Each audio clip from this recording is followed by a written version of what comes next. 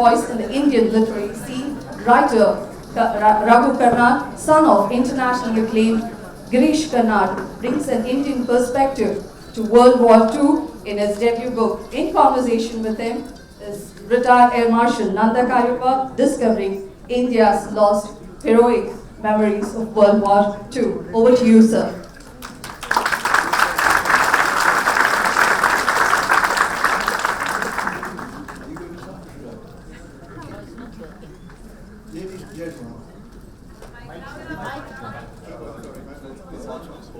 Ladies and gentlemen, it gives me great pleasure and a great honor to be invited to discuss Raghu's great book, Farthest Field. And I'm particularly delighted that his mother, Mrs. Karnad, is here.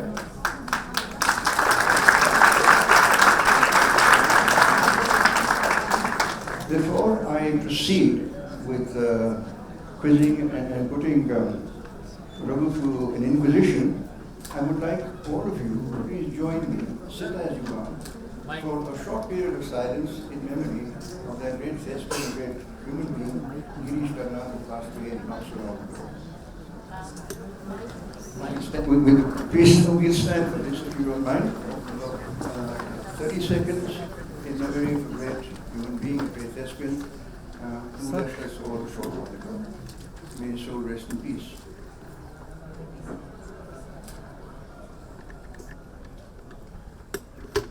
Thank you.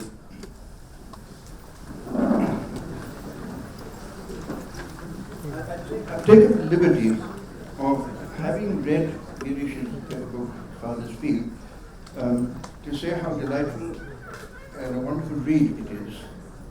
He has researched it in great detail, and it is about war, the horrors of it, and as a politician has averred, that war is too serious a matter for soldiers.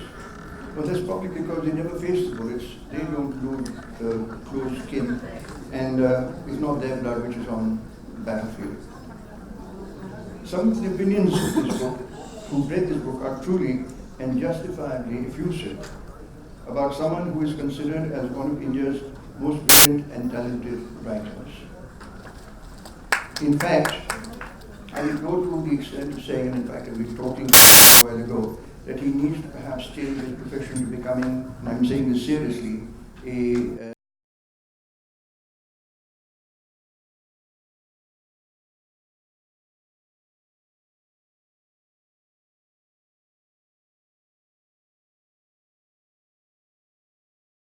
Absolutely. We can start the research now. I have a war hero right here, so we may as well get started. As I was saying, his painstaking research has been truly rewarding for someone like me who has had peripheral knowledge of wars in 3 different theaters. In the Middle East, the Northwest Frontier provinces, and Burma.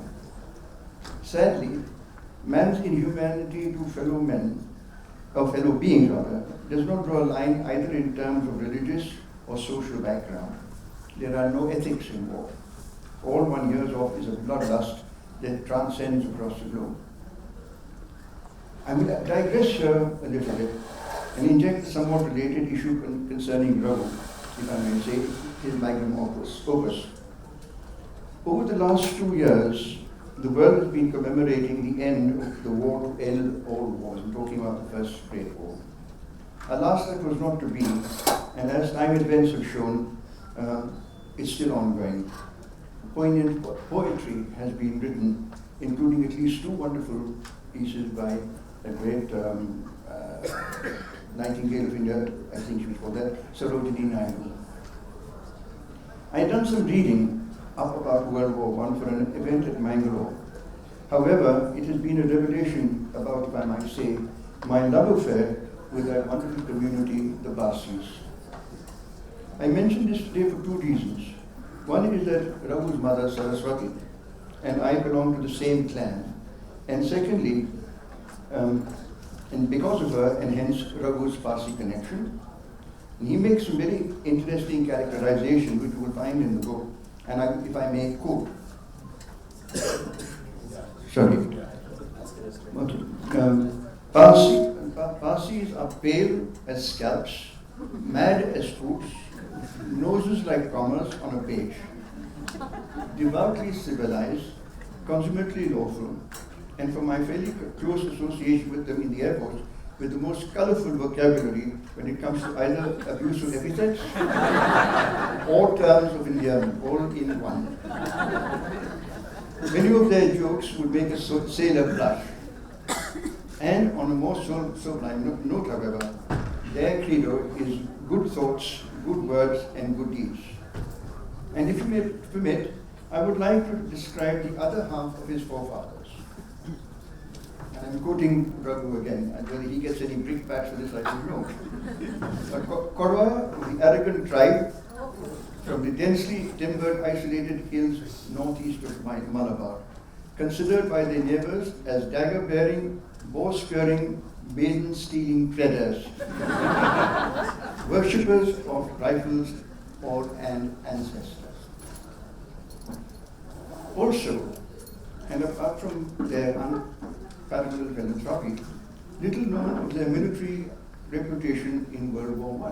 I don't know if you're familiar with the fact that during World War I, the British government, I keep forgetting this, the British government had established there's a Parsi there, right?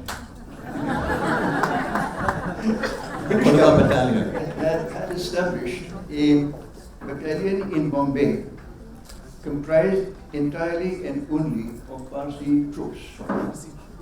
And they were commanded again only by Parsi officers. It never happened in any other Indian Army unit pre-independence.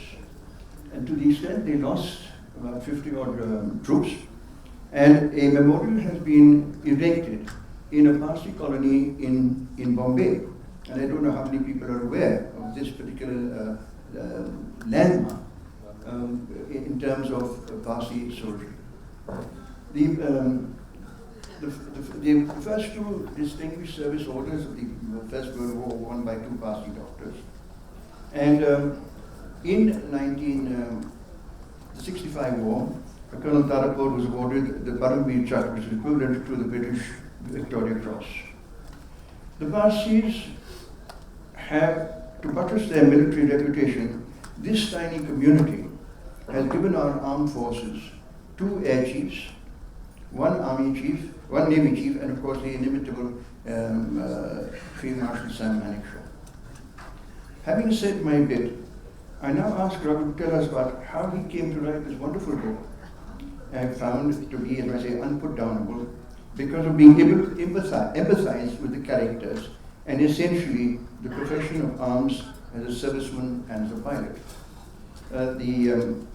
This whole love story is about Parsis, about the war, and I will leave now the stage to Raghu to tell us about how it came about and what follows next.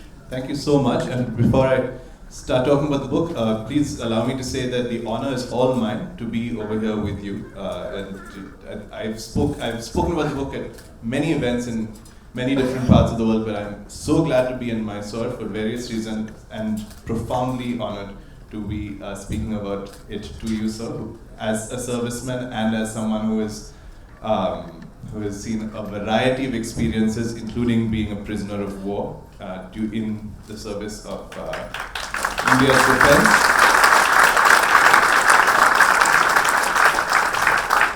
And not least the son and the carrying on the legacy of India's greatest modern soldier, I think it's possible to say without too much controversy. Someone who also figures in my book and whose life absolutely embodies all of the questions I was exploring, because he was the consummate, the consummate figure who spanned this period from the end of the British Raj through the beginning of the modern independent Indian Army, which is Field Marshal Cariappa. So I'm here, and I'm sure we'll get a chance to speak about the Field Marshal in a bit. I like that you use the word love story. Thank you for that. It is in parts a love story. I think that most war stories don't make a lot of sense unless they are love stories, because you can't really have a tragedy.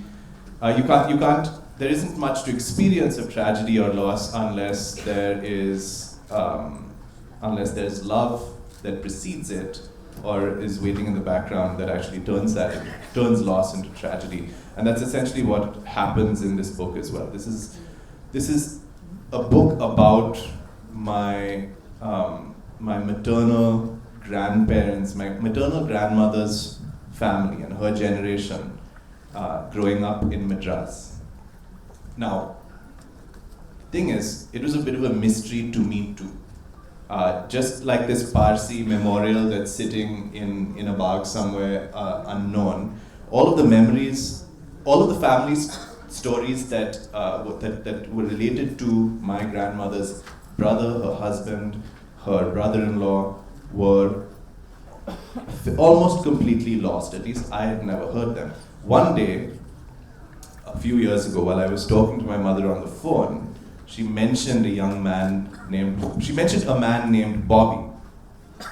And Bobby had been my grandmother's brother, but I didn't really know who he was. And then she said, "Oh, Bobby, he was grandma's brother. He was in the Second World War." And I thought, my God, not only do I not know who he was, not only do I not know more, I didn't know his real name. It wasn't Bobby. I also didn't know anything about what Indians might have been doing in World War II. And I think of myself as someone who is well read in history, and I thought I knew about the Second World War.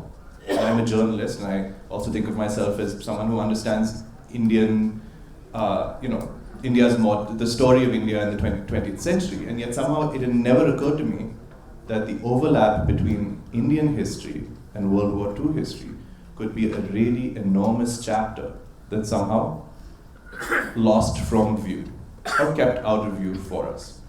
And the story of my book is the story of me trying to solve the mystery of who these young men were, and through their eyes of what this whole enormous, amazing landscape was of India's Second World War.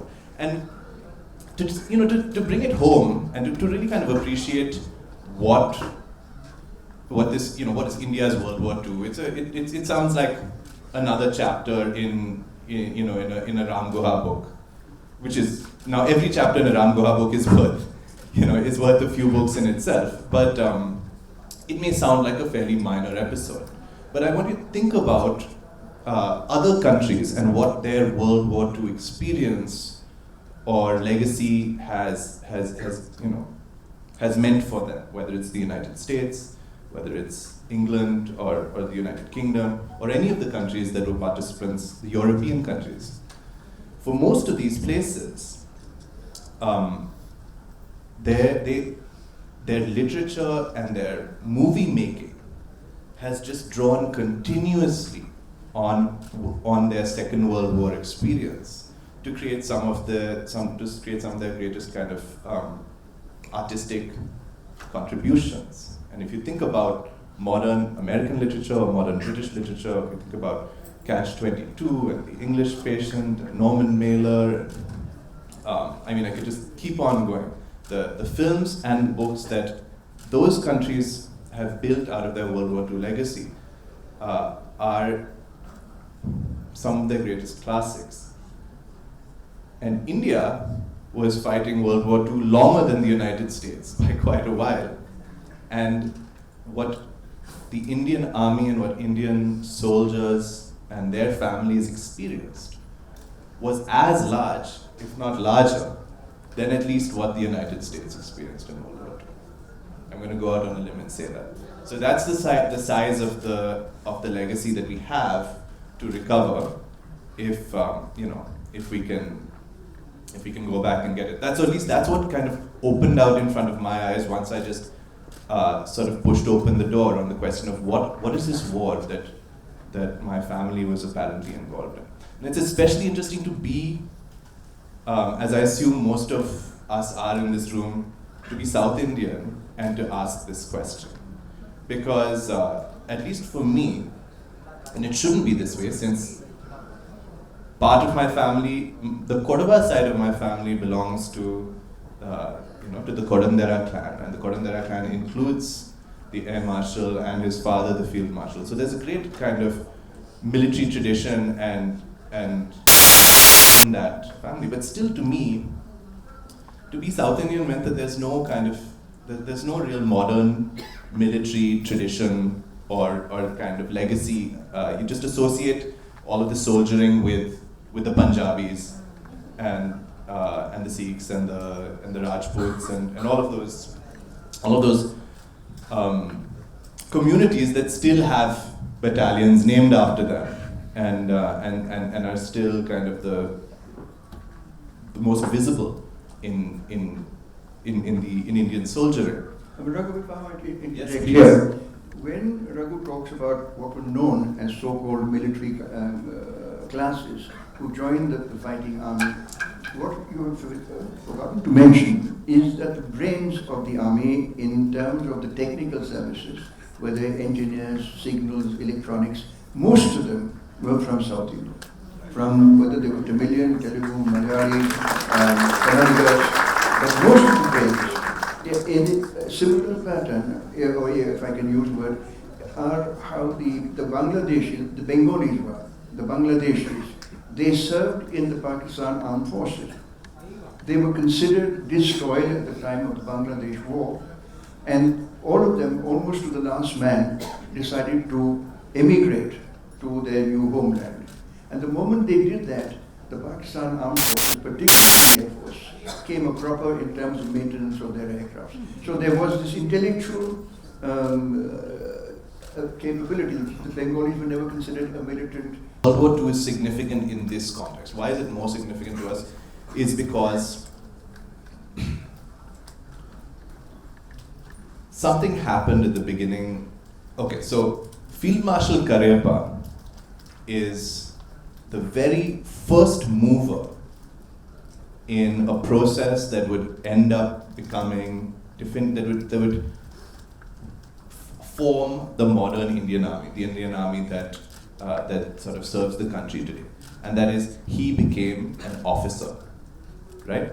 So the distinction that defines the army of the Raj traditionally is that it has Indians in the ranks, and correct me if I'm wrong at any point, sir, and Europeans as officers. And this is something that is absolutely kind of the DNA of the army of the Raj because of what happened in 1857. The army of the Raj is essentially an army that's paranoid about a repeat of something like 1857, and so it's really designed very carefully to make sure that Indians cannot rebel, they don't have command, and that they can also be turned against each other by having kind of ethnically segregated groups, units.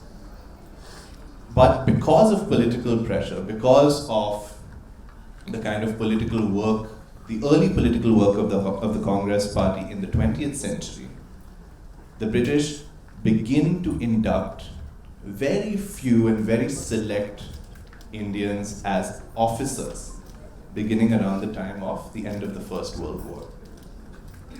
And one of those was Field Marshal Cariappa, who was obviously not a field marshal then. On the contrary, he was a second lieutenant, exactly. And had to spend a lot of time, much longer than most officers, I believe, in lower ranks before he, in order to make the kind of progress that a European officer would make automatically. But then the Second World War started, and this trickle of Indians who were allowed into the ranks that were commanding the army, suddenly the doors just blew open. Because suddenly the Indian army was going to grow 10 times its size. It was going to serve in 4 different continents, in every single war zone, where every theater of war where the British were fighting, Indians were fighting. They were going to be deployed everywhere, and the only way to serve this, to provide command for this suddenly expanded army, is to allow Indians to enter the ranks of command, to become officers for the first time. So this changes the constitution of the army completely, and that brings us, which means that it was during World War II that the Indian Army began to be taken into the hands, the command of the Indian Army began to be taken into the hands of Indians themselves, as opposed to Europeans. Field Marshal Cariappa was always at the forefront of that, because he was always one of the senior most and one of the most highly regarded. And behind him were lots and lots of young men, and in a sense also some women, including the 3 young men in my book who were much younger and who signed up under various pressures, who would never otherwise have had anything to do with the Indian Army, but who under one pressure or the other signed up and got sucked into the vortex of World War II and then carried off across the world. I think Raghu just given us a great sort of broad brush picture of the participation of Indian armed forces, particularly the army, in the Second World War. I think also the Second World War also had the horrendous 2 factors. One was the ongoing war in the northwest frontier, and in Burma, which was sadly considered the forgotten war, because all the glory and all the approbation and everything else was focused on the west, not so in the east. And this is where your uncle, I think, primed an aircraft, the Bobby, right? Who was killed in an air crash in, I think it was an air crash, no. One of them, there are 3 of them, and one of them is an Air Force pilot. In Burma. Yeah. And so what we've just heard from Raghu is a kind of background for the Indianization of the Indian Armed Forces, but it was spearheaded by people like his predecessors. And going back, in fact, as I said, to the First World War, of which very little is known as the exploits of the Parsi community per se. And as I said, in that war there were 2 distinguished service orders that were awarded to 2 Parsi doctors for the services that they rendered to the troops. And then you take this, there's a big hiatus between the First World War and the Second World War, and again, this is where people like Janita Maya, Field Marshal Sam, that much younger, and others who really painted their names in gold and etched in memory of our country. I would like, however, to say that we have such perhaps not as Indians, but I'm talking as a serviceman, but I find more in India than anywhere else. There's this lovely little piece of doggerel which goes, at times of war, and not before, God and soldier we both adore. But when all is righted, God is forgotten and the soldier slighted. And sadly, this is the story of everyday life where armed forces personnel are concerned. And I hope that when Raghu does decide to take the bullet between his teeth, the bit between his teeth, and he is going to follow up on a plan, hopefully to become a military historian, he will find a tremendous amount to unearth. And not that there's any dearth of this, but with the painstaking research that he's gone into this great book, I'm sure he will have a tremendous amount to contribute to military history and to likes of me, because if it wasn't for your book, I wouldn't have known about this Parsi battalion in Mumbai. You know, there was something, so that one particular question that made World War II special for me, that distinguishes it from other wars in which Indians have fought. And I want to actually ask for your opinion about this. Right at the start, when it occurred to me, when this mystery appeared in front of me, one of the first questions there was to ask was, okay, the peak of the Second World War, which was in the early 1940s, was also the peak of the Indian freedom movement. You know, Quit India was in late 1942, and the moment in which a kind of terror approached India in which Madras was preparing for a naval invasion, for instance, was earlier in 1942. These they corresponded, they coincided, basically. So the question that someone like me asks, looking back on that, and when you think, oh, these boys from my family who are younger than I am now, much younger in fact, they signed up to fight that war in 1942, is how come they weren't on the other side? You know, what is the dilemma? How did they think about this dilemma or this paradox that lay before them, that they were going to fight for the British Empire, just as so many of their countrymen were fighting to be free of the British Empire, right? So this is kind of the basic dilemma of that war, and that's what actually draws me to it, because it becomes simpler to understand in later wars. When we're fighting for when our army is aligned with our independent country, we don't have tough questions of the same kind. And then this dilemma resolves, but mainly because we forget it. We have Field Marshal Cariappa, who we know who led India through its first war with Pakistan, and all of the officers who are our most elevated champions in the Indian Army because of the wars of 65 and 62 and 71 and so on. They all were people who signed up to fight under the Union Jack. And there's so there's a mystery about that. It just as my family members did in this book. Did your father ever talk about that? So what was his? How did he square? Or was there nothing to square?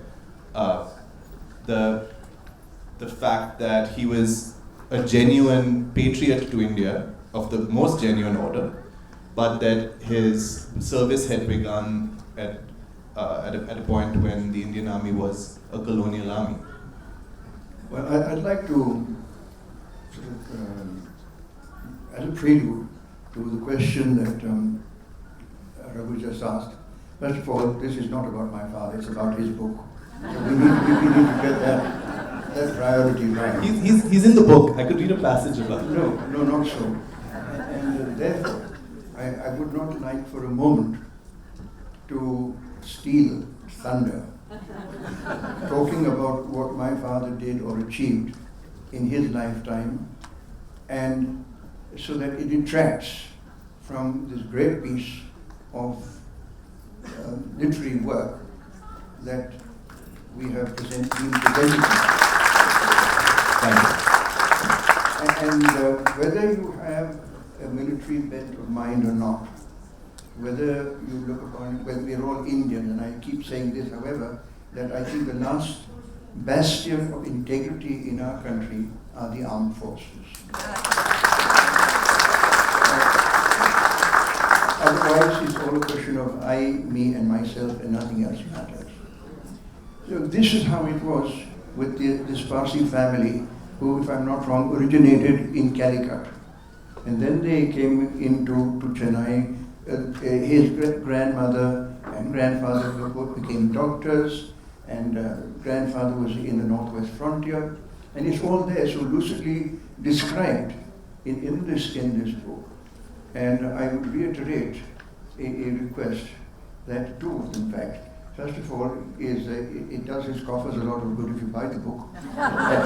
Secondly, it's a great opportunity for selfies, getting him to sign your book, because right now he was flooded outside by a large number of very attractive young ladies, all happened to be wearing blue or black shirts. They knew he was going to be like this. So, let's say this whole thing is about him and his book.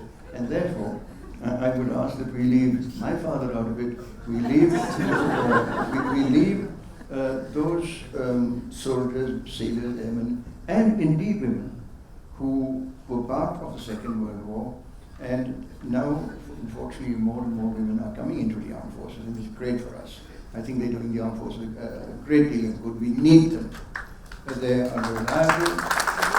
And when Mrs. Day was talking earlier about women and empowered women, I think much as I'm delighted that they're there, I would draw a line in terms of what they're going to do in the Air Force per se. as combatants. But coming back again, I'm sort of digressing, and I come back to you, Girish, to say that you've done so much, Girish, forgive me, Raghu, so much hard work and research into your book that it's, I take my hat off for all that you've done, and it had, to me, it's been a great learning curve as to a lot of my knowledge has been greatly enhanced. Thank you very much for that.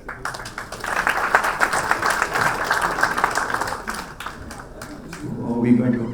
I don't know how we have time. Would you like to say something? I think we have to offer our friends in the audience a chance to ask questions. Am I audible? Sure. Yes, in front, yes, but perhaps not in the back. Would you like to?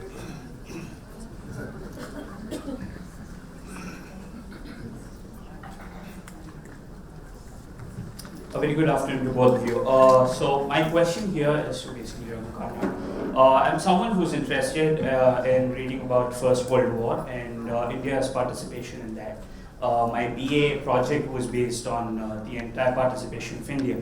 So there were certain limitations that I had while I was doing the research and getting consequent sources for doing it. I wanted to know what your limitations were while you were reading on the Second World War, and I'm pretty sure there were big hurdles to come over to get to the sources that you did. And the second question was about, there have been certain contributions by the princes of India while they did in the First World War, quite notably of the Maharaja of Mysuru as well. I wanted to ask, are these contributions of the Indian princes while they were there a part of the Second World War as well? Were there certain contributions like Mysoreans also paid taxes and they paid money to the Imperial War Fund when they gave money in the First World War? Okay, I'll cut this short. So that was the question. Was there anything similar in the Second World War? So, yes, you're right. The Second World War was more politically controversial in India, and because India had more mature politics, the Congress Party was large. We had, we already had that 1935 Constitution, and but the princes were, broadly speaking, remained very loyal and contributed a lot. They contributed troops, but they also contributed in interesting ways. For instance, suddenly India needed to build a lot of airstrips. Now, for the first time, India was fighting an aerial war. And so there was a lot of land that the Maharajas of Jodhpur and so on sort of allowed for the development of India's first aviation infrastructure. I love this question, and frankly, the mystery that presents itself when you find something that you never knew before, it then is deepened as you piece together, as you kind of gain what you can. But there's always gaps in the record, and the mystique of those gaps never goes away. So for me, the biggest gap was, and you said you were interested in World War I, right? Yes. World War I ended 100 years ago this year, right? World War II ended 75 years ago this year. What's the most important distinction between those two? If a war ended 75 years ago, or if any event took place 75 years ago, then some of the people who were young, but not new one, who were young people are still with us. Not many. They're still alive and they're still there to share their stories. When I was writing the book, which was 5 years ago, more of them were alive. And when I began writing, it was about, it was 6 or 7 years ago. So, to me, I think a lot about, while I was writing it, the centenary events of World War I were happening, and they were very kind of largely celebrated, and especially in the United Kingdom, they kind of they filled the Tower of London with hundreds of thousands of poppies and so on. But I thought there's something strange about celebrating a centenary this way, because a centenary kind of marks the point at which anyone who remembers that event is gone. We should be celebrating 75th year anniversaries, because that's how we mark the point at which the people who remember those events are still with us, and it's our last chance to commune with them about these events. And so, this moves me a lot, because the process for me, And it began with me and my mother essentially hunting down relatives, Kodavas, Parsis, others, Tamilians in Palghat, in Calicut, all over the place. And then Chandigarh. Anytime I heard about someone who was a nonagenarian, I was knocking on their door like 5 minutes later. And it was very, very enriching and moving experience because, to be very blunt, most of these people were people in the final stage of their lives. And they weren't necessarily very well. Some of them didn't have their memories in good order. But sometimes, if I was interviewing a former officer, his wife would remember all of his stories. And so I would get these stories from her, and he would kind of, a very important contribution there is from Nirmala Kurian, who's married to Varghese Kurian, who plays a very, very important part in this story. He was also Bobby's classmate in the Guindy Engineering College. But there's something so moving about meeting people, because we're all, if we're lucky enough, going to be in this position, about meeting people in the last stage of their lives and asking them about the period in which they were young, in which their adult lives were just beginning, and it was full of adventure. They were traveling into the world, into the war. They were meeting the women or the men who were going to be their partners for the rest of their lives, who are they going to marry. It was so romantic. And of course, everyone remembers those things quite well. You might not be able to remember what you did that morning, but I heard wonderful stories and incredibly enriching stories. So the most kind of genuine thing that I can answer to your question, although there's lots of interesting things to say about archives and how we should be maintaining our archives, and there are a few institutions that I really want to credit. One of them being the Center for Armed Forces Historical Research at the United Services Institute in New Delhi. I was just talking to Sir about this. But the archive that we all have, and that is sort of in all of our hands to preserve, is the archive of the oldest people in our families and in our communities. And I really think that schools should teach history, at least modern history, about whatever was 75 years ago. And then every year we could go and our students could help us build the archive of our history by talking to their grandparents. And because then one of the great regrets that I lived with while writing this book is that I never got to talk to mine about that. Yeah. So that's the answer.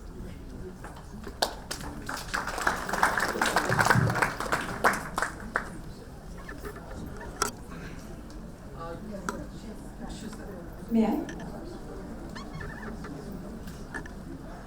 I'm Asha Bombatkere. I enjoyed reading your book, and I think you do look like Bobby. But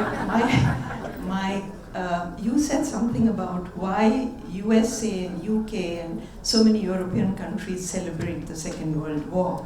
Why don't we? Why don't we remember it? Is it because we fought for a king and another country?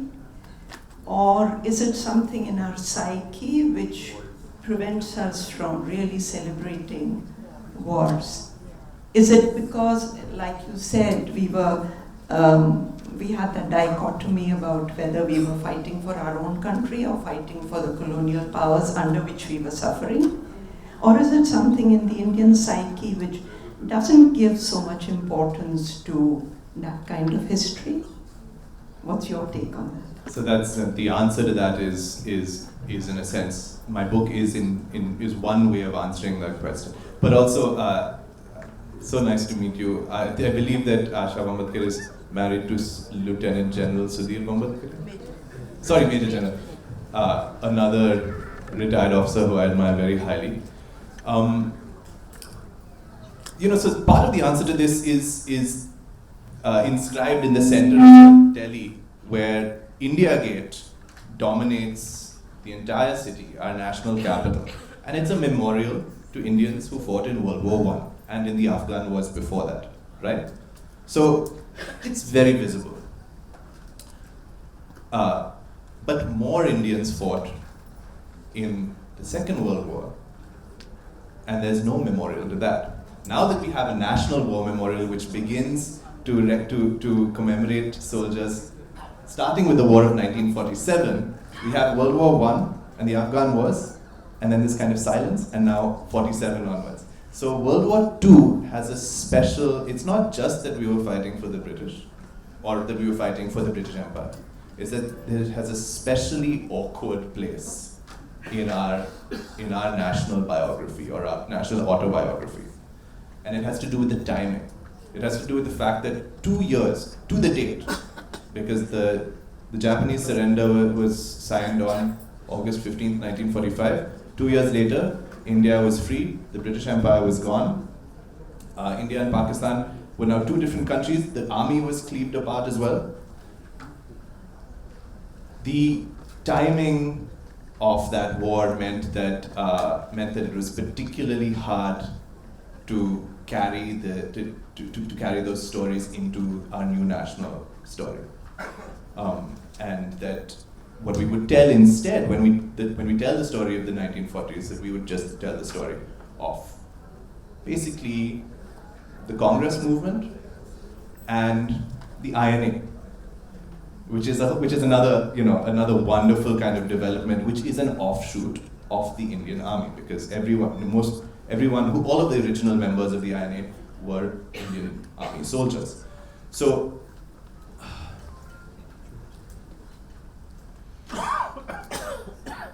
it isn't just that we are setting aside all of our colonial history, because I don't think that's the case.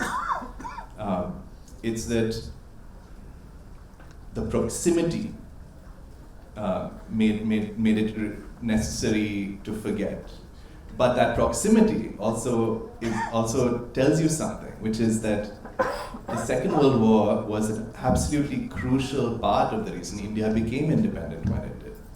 And what happened to the Indian Army, which is what I described slightly earlier on, is an absolutely crucial part of that explanation as well. And how the INA figures in it is a crucial part of that explanation as well. So by leaving out this somewhat inconvenient history of India and World War II, we're also leaving out the actual history of our national, an actually essential part of our nationalist movement and of our journey towards the freedom movement. Because the Indian Army didn't just fight on the wrong side. It transformed over the course of World War II and became the army. And then you have to, this is too much to explain, but you have to, the book is about that as well, and became the army that would serve an independent country seamlessly. And that's the amazing thing about it. And it helped make independence happen just when it did. Thanks. May I interject here and say, in answer to part of what you, question that you asked of Raghu, that I think in India, we consider it, unless you have direct involvement, relationship with a person who's given his or her life, it means very little. And at home in Kur, till barely 3 years ago, there was no war memorial dedicated to those who were killed post-independence. Now that is just that much, I would say 70 years ago. The one cenotaph that there is was erected by the British government to the gallant soldiers of Kurk who gave their lives in the 1939-45 war. Since then, we have been able to get money, not from government, but from service headquarters, Army, Navy, Air Force, and a small war memorial has come up in what is going to be known as the General Simaya Museum Complex. But this is the sad thing, that unless you are directly affected, one way or another, relations, cousins, daughters, or whomsoever, it means very little. There's not that kind of flag waving that you attribute or see in the West, perhaps even in the East, whether it's in North Korea or China or Japan. It doesn't seem to be in our psyche, or it's inconvenient to bring up things which is history, and yet we sort of use history so much as a reason to explain who and what we are.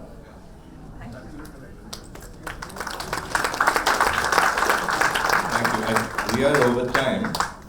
Maybe we have time to quickly take one more question. You talk about INA, and there is a very sensational work of Subhash Chandra Bose, and more so in the recent history. What's your take on Subhash Chandra Bose and facts around it? It was a fight between Indians and Indians. Like INA was the Indian army, and also like British Indian army also contains Indian soldiers. It was a fight between Indians and Indians. Like Second World War means even better. Like, well, actually, I had the same question. So, in your speech, you had talked about how there was a dichotomy in the thought of Indians. How Field Marshal Cariappa, in spite of being an Indian, he chose to sign up with the British Army of the British Indian Army. And on the other hand, you had Netaji, who formed the Indian National Army, who chose to take military help from the Axis powers and even set up a provisional Indian government at Andaman for a few months. So Indians did have a choice, like the masses of Indians who chose to sign up to fight, they did have a choice on ultimately which force to join. So how do you think that played out in the psychology of Indians at the time? Okay, well, we could really dig in deep here, but I'll try to not do that. The shortest answer I can give there is that Netaji and other incredible people like Captain Lakshmi Sehgal went and found their way over to the other side of the trenches in order to fight as Indians against the empire, right? But nearly all of the Indian army that Netaji received when he formed the Indian National Army, or when he took over as commander of the Indian National Army, were surrendered soldiers, or soldiers who had been surrendered by their commanders in the fall of Singapore and in Malaya and so on. So they had not chosen to fight in the INA. They were Indian army soldiers who had been surrendered by their commanders and then been redeployed under new command. Okay. What that shows to me, and I'm not an expert in INA history, I want to underscore that, though I'm pretty sure that Netaji did die in 1945. Just going to put that out there. No, there's a lot of talk about that otherwise, but I've looked at this very closely, and many people have. And unfortunately, I don't think he's coming back to help us.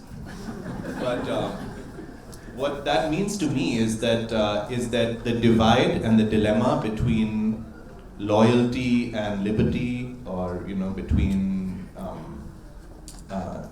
serving and rebelling, was not one that falls between the Indian Army and the Indian National Army. It's actually one that runs through most of the people on both sides of that. Everyone who is in the INA, many of the people who were in the INA had seen both. They had served the Indian Army, now they serve the INA. Many of the people who were in the Indian Army, especially if they were officers, like the people we're talking about, they were politically educated, they felt that dilemma too. So the divide isn't one, and in my mind, the divide is not one between the Indian Army and the INA, it's one that runs within everyone on both sides. So that's how I understand it.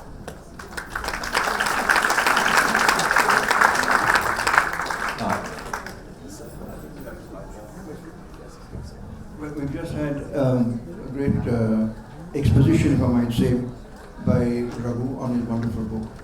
And I would reiterate once again, apart from being his agent and getting him to buy his book, to have a thought, think of our men and women who are out in the front, and because of them, you're sleeping well at night. Yes.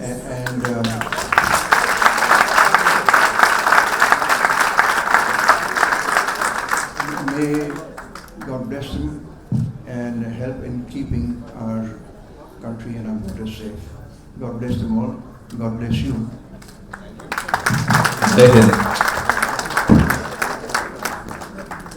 Thank you, Raghu Karnad and Air Marshal Nanda.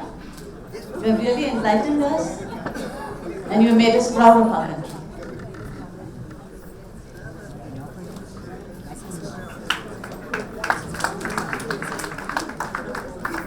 I have been working with both of them for the last 3 years to get them together. So finally it's happening.